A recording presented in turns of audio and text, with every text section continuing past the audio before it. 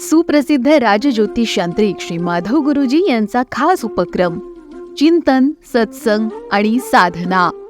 मुकं करोति वाचालं पंगुलंघयिते गिरी यत्कृपात्तमहं वंदे परमानंद माधवम.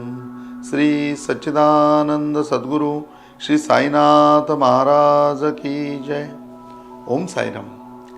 रोजच्या सत्संगामध्ये आज मुद्गल ऋषी बाप्पाची आवर्जून वाट बघत होते की बाप्पा कधी येत आहेत. आणि एकदा बाप्पा आले की लगेचच आज बाप्पांना काहीतरी विशेष विचारायचं, आज बाप्पांना काहीतरी विशेष सांगायचं, असा त्यांचा पूर्णपणे आविर्भाव होता. आणि बाप्पा त्यांच्या पाठीमागेच उभा होता. बाप्पा सगळ्याचा ज्ञाता आहे. त्यामुळे बाप्पांनी पाठीमागूनच विचारलं, मुद्गला आज खूप प्रसन्न आहेस, काय विचारायचं आहे का काय सांगायचं आहे.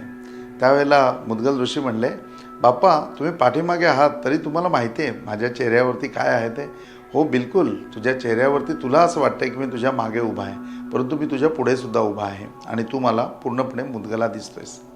मुद्गल ऋषीच आता उलटे वळले आणि म्हणले, बाप्पा मला तुझ्या समोर आल्याशिवाय, म्हणजे मी तुझ्या समोर आल्याशिवाय तू मला दिसणार नाहीस. त्याप्रमाणे मुद्गल ऋषींनी वळून बाप्पाला नमस्कार केला, त्याच्या पायावरती डोकं ठेवलं आणि म्हणले, बाप्पा आज मला खूप आनंद झालेला आहे. त्याच्यावरती बाप्पा म्हणला की कशाबद्दल तुला एवढा आनंद झाला आहे. त्यावेळेला ते म्हणले की बाप्पा आज मी खूप दिवसांनी हिशोब केला म्हणजे तुम्हाला भेटल्यानंतर बरेच दिवस मी हिशोब केलेला नव्हता. आणि हिशोब केल्यानंतर मला माझी संपत्तीची जाणीव झाली की माझी भरपूर संपत्ती आहे. माझ्याकडे भरपूर संपत्ती म्हणजे खूप साऱ्या मोहरा आहेत, खूप वेगवेगळे काही माझ्याकडे रत्न आहेत आणि त्या सगळ्याचा मी आज हिशोब करून आलो आहे. बाप्पा आता लगेचच दिवाळी येणार आहे, त्या दिवाळीला धनतेरसला मला त्याची पूजा करायची आहे आणि सगळी संपत्ती आपल्याला माहिती पाहिजे. तर त्या दिवाळीला ही एवढी सगळी संपत्ती आपल्याकडे आहे हे बघून मला आनंद झाला आहे. आणि बाप्पा म्हणला की अरे या संपत्ती विषयावरच आज मलाही तुझ्याशी बोलायचं आहे.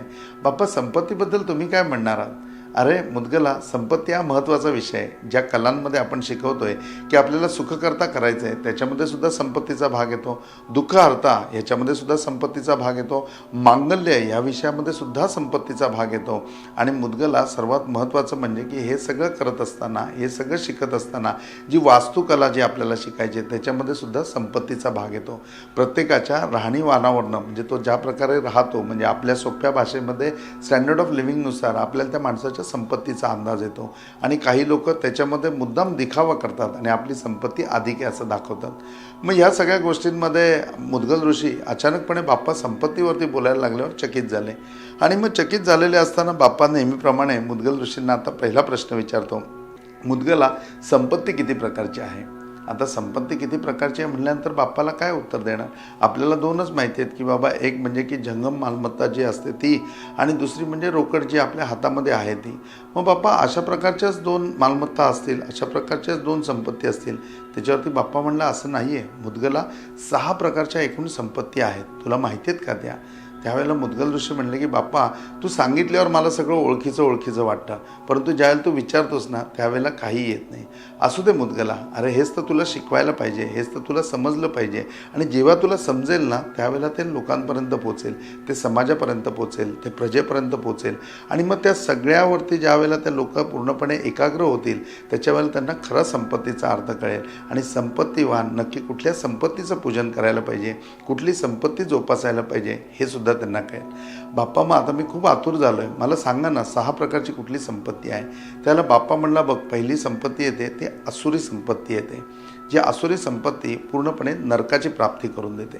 दुसरी येते ती धनसंपत्ती येते. ह्या धनसंपत्तीमुळे भोगाची वाढ होते की तुझ्याकडे धनसंपत्ती आली की तुझ्याकडे भोग पूर्णपणे येतात. तिसरी जी संपत्ती येते ती म्हणजे ज्ञानाची संपत्ती येते की ज्या ज्ञानाच्या संपत्तीमुळे तुला ज्ञान तर पूर्णपणे तुझ्याकडे असल्यामुळे लक्ष्मीचा लाभ होतो तुला. आणि दुसरं तुला मान पण मिळतो, म्हणजे तुला मान, प्रतिष्ठा आणि ज्ञान ह्या तिन्ही गोष्टीची प्राप्ती ही ज्ञान या संपत्तीमुळे होते. मग बाप्पा चौथी पुण्य संपत्ती की तुझ्याकडे पुण्य असलं पाहिजे, त्या पुण्याच्या संपत्तीने तुला स्वर्गाची प्राप्ती होते. बाप्पा याच्या पुढची संपत्ती दैवी संपत्तीने तुला चांगल्या आशीर्वादाची प्राप्ती होते. आणि 6वी संपत्ती म्हणजे नामसंपत्ती, ज्या नामसंपत्तीमुळे तू मनुष्य राहत नाहीस तर तुला देवस्वरूपच प्राप्त होतं, तू संत म्हणूनच प्राप्त होतं. आता संपत्ती या विषयावरती हे एवढे प्रकार ऐकल्यानंतर मुद्गल ऋषी पूर्णपणे गोंधळून गेले आणि म्हणले, बाप्पा अरे मग या धनसंपत्तीचा काहीच उपयोग नाही. बघ ना, आज मला सगळं ज्या वेळेला वाटलं त्याच्या वेळेला मला त्याच्यामध्ये अशी इच्छा झाली की एवढं धनसंपत्ती आपल्याकडे आहे, मी त्याची वाटणीसुद्धा करायचा विचार करत होतो की बाबा याच्यामध्ये आपण बाप्पाला दान म्हणून एवढी देऊया, समाजाकरता किंवा माझ्या प्रजेकरता मी एवढी खर्च करीन, मला जे काही नवीन उपक्रम करायचे आहेत त्या उपक्रमाकरता मी हे खर्च करीन. अशा प्रकारे मी करून शेवटी काही शिलकीला सुद्धा ठेवलेलं होतं. आता बापा या संपत्तीमध्ये सर्वात श्रेष्ठ संपत्ती कुठली आहे ते तू मला सांग.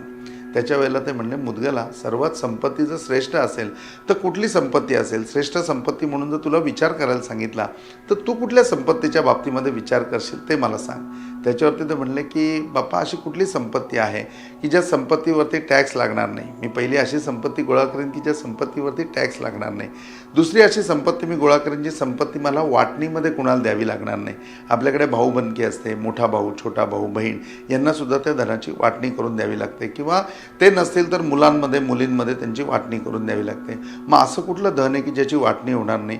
असं कुठलं धन आहे की ज्या धनावरती सरकार टॅक्स लावणार नाही? अरे मुद्गला याच्या पलीकडे जाऊन त्या धनाची चोरीसुद्धा होत नाही. अरे बापरे देवा, मग असं धन कुठलं आहे? आणि चौथं त्या धनाचं वैशिष्ट्य म्हणजे ते जेवढं देशील, म्हणजे जेवढं त्याचं दान करशील, जेवढं त्याचं वाटप करशील तेवढं ते धन तुझ्याकडे वाढत जातं, ती संपत्ती तुझ्याकडे वाढत जाते. अरे मग बाप्पा मला सांगा अशी संपत्ती कुठली आहे? त्याला बाप्पा म्हणला, सर्वात श्रेष्ठ संपत्ती जर कुठली असेल तर ती ज्ञान आहे. ज्ञान संपत्ती जर तुझ्याकडे असेल तर त्याच्यामुळे तुला उत्तम धनाची प्राप्ती होते. ज्ञान कुठेही चोरीला जात नाही, कोणीही ते चोरायला येत नाही. सरकार त्या ज्ञानावरती कुठलाही टॅक्स लावू शकत नाही, तुझ्यावरती कुठलाही टॅक्स त्याच्यामध्ये राजा, राजवट, सत्ता हे लागू शकत नाही. त्याच्यानंतर त्याची वाटणी होऊ शकत नाही. बघा आपल्याकडे ज्ञान आहे, ते ज्ञान आपण पूर्ण एखाद्याला देऊ शकतो. मी अर्ध ह्या भावाला देईन, अर्ध ह्या बहिणीला देईन असं होत नाही. कुणाला इथे पूर्ण स्वरूपामध्ये वाटलं जातं. आणि त्याच्याबरोबर हेच ज्ञान, हीच जी संपत्ती आहे, जी ज्ञानसंपत्ती तुझ्याकडे आहे, ती ज्ञानसंपत्ती तुझ्याकडे तुझ्याबरोबर वर्धन केली जाते, तुझ्या आत्म्याबरोबर ती पुढे पुढे जात राहते. मुद्गल ऋषी आज हे सगळं ऐकून पूर्णपणे म्हणजे की आनंदित झाले की खरंच माझ्याकडे ज्ञानसंपत्ती आहे. त्या ज्ञानसंपत्तीचा मी कधी विचारच केला नव्हता. आणि खरंच या लक्ष्मीपूजनाला, या धनतेरसला जर संपत्तीचं पूजन करायचं असेल तर निश्चितपणे मी ज्ञानाच्या संपत्तीचं पूजन करायला पाहिजे, असं ते बाप्पाशी कुठेतरी बोलत होते. आणि ते बोलत असताना ह्या संपत्तीच्या बाबतीमध्ये की ही संपत्ती आणि या संपत्तीमुळे निर्माण होणारे एक एक दोष आणि त्या दोषांमुळे निर्माण होणारे आपले विचार आणि जे भ्रष्ट झालेले विचार, त्याच्यामुळे प्राप्त होणारी एखादी गोष्ट, त्याच्यामुळे प्राप्त होणारी दुःख, याची जर आपण अख्खी पूर्णपणे साखळी काढली ना तर आपल्या लक्षात येईल की या कुठल्या संपत्तीमध्ये अर्थ नाही आहे. आणि बाप्पा हेच मुद्गल ऋषींना समजावून सांगत होता. आणि ज्ञानसंपत्ती कशी संवर्धन करायची, ज्ञानसंपत्तीचा वापर कसा करायचा, ती दान कशी करायची, ह्या सगळ्या गोष्टी पूर्णपणे बाप्पा मुद्गल ऋषींना सांगत होता. बाप्पा त्याच्यात प्रामुख्याने हे सांगत होता की बघ धनसंपत्तीच तुला श्रेष्ठ वाटेल, पण या धनसंपत्तीमुळे तुझ्याकडे पूर्णपणे म्हणजे की एकतर भोग येतील, जे भोग हे राजस गुणांचे आहेत.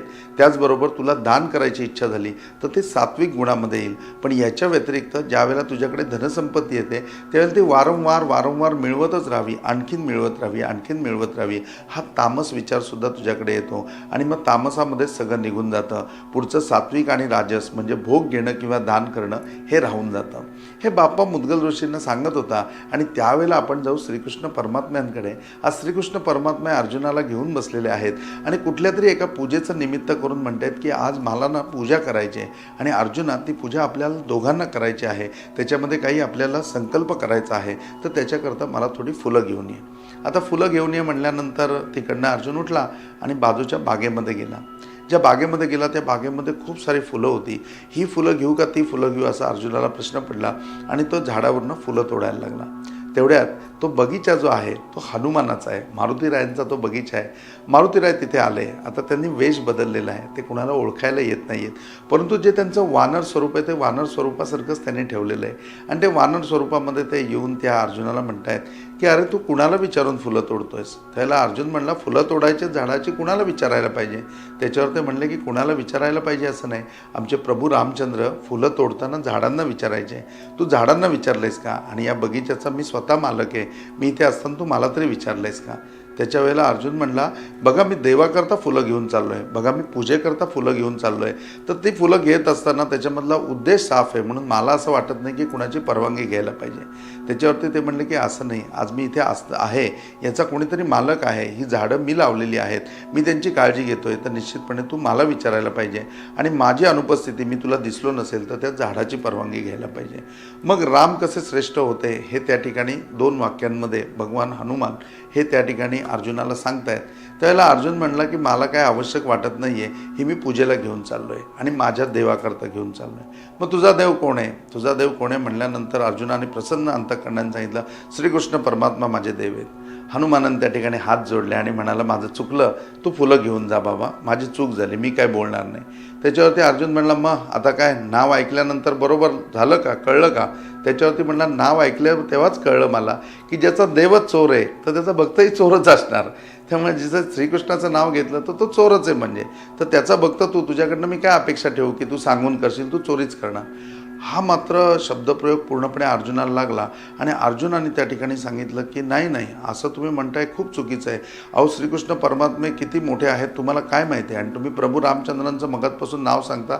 अहो त्या प्रभू रामचंद्रांना काय म्हणजे की कुठल्याही गोष्टीमध्ये प्रत्येक ठिकाणी दुसऱ्याचं सहाय्य घ्यायची सवय होती आणि दुसऱ्याच्या सहाय्याने प्रत्येक गोष्ट केली. एक तरी गोष्ट कधी रामांनी स्वतः केली का? त्याच्यावरती हनुमान म्हणला, कुठली गोष्ट भावा?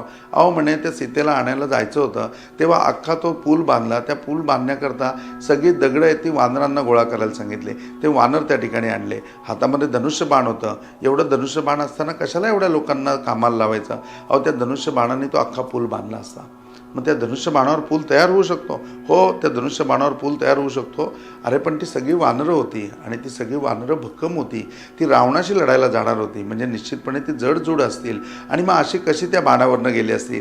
ते म्हणले, प्रभू रामचंद्रांना बनवता आला नाही ना, एवढंच तुम्ही समजून घ्या, बाकी तो बाणाचा पूल इतका भक्कम असतो ना, कोणीही येऊ जाऊ शकतं. त्याच्यावरती मग प्रभू हनुमान त्यांना म्हणले, मग तू मला तो बनवून दाखव. अर्जुनाने लगेच त्या ठिकाणी आपलं धनुष्यबाण सज्ज केलं आणि फटाफट बाजूच्या नदीवरती बाण मारून पूर्णपणे पूल बांधायला सुरुवात केली. आणि खरोखरी म्हणजे की 100-125 बाण मारून त्या नदीवरती पूल तयार केला. आणि पूल तयार करून झाल्यावर म्हणले की बघा पूल तयार केला आहे, आता या पुलावरनं तुम्ही पण वानरच आहात, इकडून तिकडे आरामात जाऊ शकता. ते म्हणले की बाकी वानरसेना जाऊ दे, मी एकटासुद्धा या पुलावरनं गेलो तरी पुष्कळ झालं. ते म्हणले, अहो तुम्ही एकदा काय, 2 वेळा काय, 3 वेळा काय, 10 वेळा ये जा केलं तरी पुलाला काही होणार नाही. ते म्हणले, आणि पुलाला काही झालं तर? ते म्हणले, पुलाला काही झालं तर मी स्वतःला या ठिकाणी जाळून घेईन, मी स्वतः पूर्णपणे या ठिकाणी आत्मदहन करून घेईन, मी पूर्णपणे आत्महत्या करेन. हनुमान म्हणले की ठीक आहे. हनुमान त्या ठिकाणी उत्तर दिशेला गेले आणि आता म्हणले, मी एकटाच तुला या पुलावरनं येऊन दाखवतो. आणि पलीकडे गेल्यानंतर कोटीच्या कोटी उड्डाणे झेपावे उत्तरेकडे, आणि उत्तरेकडे गेल्यानंतर हनुमानांनी जे स्वतःचं शरीर मोठं केलं आणि प्रत्येक म्हणजे की रगारगामध्ये, प्रत्येक रोमारोमामध्ये योजन वजन असलेले दगड आपल्यामध्ये जेवढी शक्ती निर्माण करतील एवढी शक्ती निर्माण केली आणि भव्य दिव्य रूप निर्माण केल्यानंतर खरोखरी उत्तर दिशेला वादळच निर्माण झालं. आणि अर्जुन पाठीमागे वळून बघतोय की पुलाच्या त्या बाजूने आता हनुमंतराय येत आहेत आणि हे वानर एवढं मोठं दिसायला लागलं, एवढं प्रशस्त दिसायला लागलं आहे. आणि त्यांनी पहिलाच पाऊल त्या पुलावरती टाकलं आणि पुलावरती टाकल्यावर कडकन आवाज आला आणि अख्खा पूल पाताळामध्ये गेला. ते पूल संपूर्ण खाली गेल्यावर तो दिसेनासा झाला. तो दिसेनासा झाल्यानंतर त्या ठिकाणी ते वानर म्हणजे हनुमान त्या ठिकाणी अर्जुनाला विचारतोय की अर्जुना, अरे पहिलं पाऊल टाकल्यानंतरच पूल गायब झाला आहे, आता दुसरं पाऊल कुठे टाकू, आता मी काय करू सांग? त्याच्यावरती तो म्हणतो, काही काळजी करू नका, पूल पण दिसत नाही आहे, इकडे या, थोड्या वेळाने पूल बनवणारा पण तुम्हाला दिसणार नाही. आणि मग हनुमंतराय या ठिकाणी आले. आता अर्जुनाने बोलल्याप्रमाणे त्या ठिकाणी स्वतःची चिता रचायला घेतली आणि मग हनुमान त्याची समजूत काढतात, अरे असं काही नाही म्हणून, आपल्या बोलण्यामधला वाद होता, तू काही जीव देऊ नको. परंतु अर्जुन म्हणला की नाही, एकदा वचन दिलं ते दिलं, तुम्हाला बोललो जीव देणार तर जीव देणारच, या ठिकाणी स्वतःचं आत्मदहन करणार. त्यावेळेला ते म्हणले, अरे असं करू नको. आता हनुमान चिंतेमध्ये आले की कुठे या भक्ताचं मृत्यूचं पाप तर मला लागायला नको, म्हणून त्यांनी श्रीकृष्ण परमात्म्याचं त्या ठिकाणी चिंतन केलं आणि श्रीकृष्ण परमात्मा अगदी काही क्षणामध्ये त्या ठिकाणी उपस्थित झाले. उपस्थित झाल्यावर म्हणले, अर्जुना, अरे फुलं आणायला गेलेला होतास का झाडं लावायला गेलेला होतास की झाडं लावून मग फुलं घेऊन येतो? अहो म्हणले देवा फुलंच आणायला आलेलो होतो आणि ही चिता कसली रचली आहे? अहो ही चिता माझीच रचली आहे आणि आता मी या चितेमध्ये जाणार आहे. अरे बापरे काय झालं? मग त्यावेळेला हनुमंतराय सांगतात बघा ना त्याला समजवा, तो स्वतःला जाळून गेला निघालाय. आणि कुठेतरी हनुमंतरायांना असं वाटतंय की आता बरं झालं, देव आले म्हणजे हा प्रसंग टळला, देव आता काहीतरी याची समजूत घालतील आणि आपल्याला जे भक्ताच्या हत्येचं पाप लागणार होतं, त्याच्या आत्महत्येचं पाप लागणार होतं, ते आपल्याला लागणार नाही. तेवढ्यामध्ये श्रीकृष्ण परमात्मा विचारतात अरे अर्जुना काय झालं? अर्जुन घडलेली सगळी हकीकत सांगतो आणि ती हकीकत ऐकल्यानंतर श्रीकृष्ण परमात्मा म्हणतात खरंच वचन दिलंय तर प्राण द्यायला पाहिजेत. वचन प्राण जाय पर वचन न जाय. प्राण गेले तरी 72 पण वचन नाही गेलं पाहिजे. आता पुन्हा हनुमान चिंतेमध्ये आले की अरे यांना बोलवलंय भक्ताला वाचवायला आणि हे इथे काय करतायत. त्याच्या वेळेला अर्जुनाला म्हणले पण मला एक गोष्ट सांग की ही सगळी तुमची प्रतियोगिता चालू होती, तू तो पूल बांधलास, त्याच्यानंतर हे वानर त्या पुलावरनं इकडे येणार असं ठरलेलं, ते वानर त्या याच्यावरती येण्यानंतर तो पूल गायब झाला आणि मग त्याच्यानंतर तू आत्मदहन करतोयस, ही सगळी मला या ठिकाणची कथा समजली. पण ही प्रतियोगिता तुम्ही करत असताना याच्यात पंच म्हणून कोणाला नेमलेलं होतं, याच्यामध्ये साक्षीदार म्हणून कोणाला नेमलेलं होतं? ते म्हणले याच्यामध्ये तसं कोणीच नव्हतं, आम्ही दोघंच जण होतो. मग ते म्हणले ही प्रतियोगिता होऊ शकत नाही. आता असं कर, तू परत तो पुलाचा बाण तयार कर आणि त्या वानराला विनंती कर की पुन्हा तुम्ही या म्हणून, आणि मग जर पुलाला काही झालं तर मी त्या ठिकाणी तू प्राण देऊ शकतोस, तू आत्महत्या करू शकतोस. बोलले देवा खरंच असं ना? हो म्हणले असंच. त्याप्रमाणे अर्जुनाने पुन्हा बाण लावले, पुन्हा धनुष्य सज्ज केला आणि फटाफट बाण मारत पुन्हाच तसा 100-125 बाण मारून तो पूल तयार केला. आणि पूल तयार केल्यानंतर त्यांनी त्या वानराला सांगितलं की पाचारण केलं की तुम्ही या परत. आणि पुन्हा हनुमंतराया पुन्हा जोशामध्ये आले, पुन्हा कोटीच्या कोटी उड्डाणे झेपावे उत्तरेकडे उत्तर दिशेला गेले आणि उत्तर दिशेला गेल्यानंतर पुन्हा भव्य दिव्य स्वरूपामध्ये येत आहेत. आता तो पूल बघून त्या ठिकाणी श्रीकृष्ण परमात्मा म्हणतात अर्जुना अरे किती सुंदर पूल बनवलायस, अरे काय तुझ्याकडे संपत्ती आहे. अहो म्हणले संपत्ती कसली आणि कसला पूल, आता ते बघा काय रूप घेऊन येतील ते, आणि ते रूप घेऊन आल्यानंतर बघा त्याच्या पहिल्या पावलामध्ये हा पूल कसा निघून जाईल ते म्हणले बघूया ना. आणि त्याच्यानंतर बघितलं तर काय हनुमंतराय एकावर एक पाऊल टाकत आले आणि पूर्णपणे ती नदी पार झाली. इकडच्या बाजूला आले, पुन्हा इकडून त्या बाजूला गेले आणि त्या बाजूला गेल्यानंतर त्यांच्या मनामध्ये थोडी शंका निर्माण झाली की अरे 2 मिनिटापूर्वी हा पूल बनवलेला होता, तेव्हा तर हा पूल गळून पडला, मी तेवढीच ताकद घेऊन या पुलावरती आलो, आता मी पुन्हा इकडून तिकडे तिकडून इकडे आणि इकडून तिकडे चाललोय, तरीसुद्धा हा पूल तुटत कसा नाही, हा पूल खाली कसा जात नाही. म्हणून त्यांनी फक्त खाली वाकून बघितलं तर त्याच्यामधनं त्यांना असं लाल लाल रंगाचं पाणी दिसलं की लाल लाल रंगाचं पाणी या पुलाखालनं येतं आहे. आणि खूप थोड्या वेळ त्यांनी वाकून शांतपणे बघितलं, त्यावेळेला त्यांना कळलं की पुलाखालनं रक्त येत आहे. आणि म्हणून त्यांनी पुलाच्या ह्या बाजूला वाकून बघितलं तर समोर श्रीकृष्ण परमात्मा उभे आहेत आणि त्याच ठिकाणी पुलाच्या खाली श्रीकृष्ण परमात्मा आपलं कासवाचं रूप घेऊन, म्हणजे पूर्णपणे मत्स्य अवतारामधलं रूप, कश्यप अवतारामधलं रूप घेऊन कासवाची पाठ पूर्णपणे त्या पुलाला लावून उभे आहेत. आणि हनुमानाचं सगळं वजन ते कासव पाठीवरती पेलतं आहे आणि त्या पाठीमधनं आता रक्त यायला लागलं आहे. भगवान त्या ठिकाणी हनुमंतरायांच्या डोळ्यात पाणी आलं, ते लगबगीने इकडे आले आणि आल्यावरती म्हणले की नाही हा पूल भक्कम झाला, हा पूल टिकला. मग आता म्हणले की अर्जुना आता तू जिंकलास. त्यावेळेला मारुतीराय हात जोडून म्हणाले सांगा आता तुम्ही जसं म्हणाल तसं मी करेन. अर्जुन म्हणला हां आता माझी पाळी आली.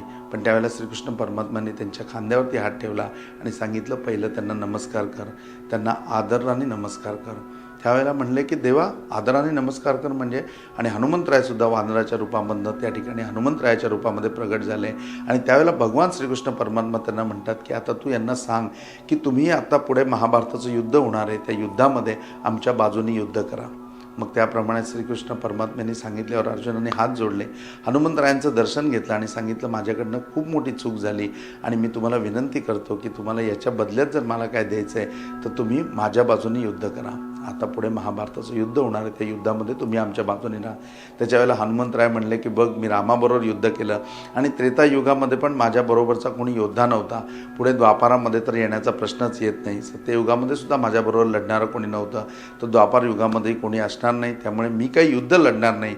पण या गोष्टीमुळे मी तुला एवढं वचन देतो की तुझ्या रथावरती मी आरूढ राहीन आणि महाभारतामध्ये संपूर्ण त्या युद्धामध्ये तुझ्या रथाचं तुझं पूर्णपणे रक्षण करीन. या ठिकाणी हनुमानाचं ते वचन प्राप्त करून झाल्यानंतर श्रीकृष्ण परमात्मा त्या ठिकाणी हनुमंतराय हे अंतर्धान पावले आणि अर्जुनाला म्हणाले की अर्जुना, ही जी मी तुला दिलेली आहे ही ज्ञानसंपत्ती आहे. या ज्ञानसंपत्तीचा वेळेला वापर कर. एखादी व्यक्ती दिसते अशी नाही आहे, तर ती ज्यावेळेला प्रगट होते त्यावेळेला ते स्वरूप ओळखण्याचा प्रयत्न कर. ते स्वरूप ज्यावेळेला तुला ओळखेल, ते स्वरूप तुला ज्यावेळेला ओळखता येईल त्यावेळेलाच तुला खऱ्या अर्थाने ज्ञानाची प्राप्ती झाली असं समजता येईल. ही ज्ञानसंपत्ती इतकी मोठी आहे आणि या ज्ञानसंपत्तीची तू जोपासना करायला पाहिजे असं भगवान श्रीकृष्ण अर्जुनाला त्या ठिकाणी उपदेश करतायत.